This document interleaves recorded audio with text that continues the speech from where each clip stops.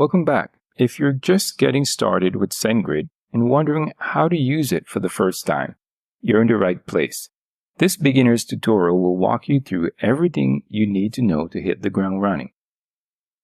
If you don't have a SendGrid account as yet, you can click on Start for free and you can start with a free plan. Once you're logged in, go to the dashboard. This is where you'll manage your email campaigns, access templates, and track your results. Let's go ahead and set up your sender authentication. Head over to Settings and click on Sender Authentication to verify your domain. You can also set up a single sender verification.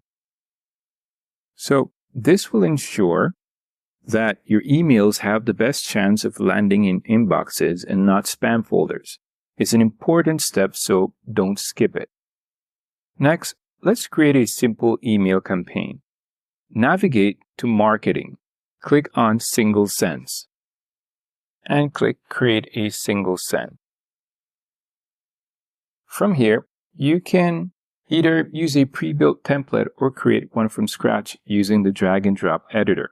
It's user-friendly and gives you total control over the look and feel of your email. Let's just use a pre-built template for now.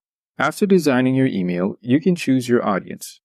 Whether you're importing a CSV file of contacts or selecting a list from within SendGrid, make sure to review your contact list before sending.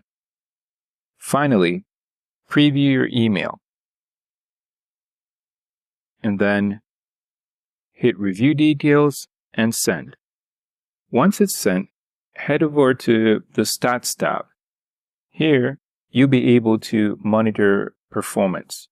You can track open rates, click-through rates, and even see which links got the most clicks. And there you have it, a simple way to get started with SendGrid as a beginner.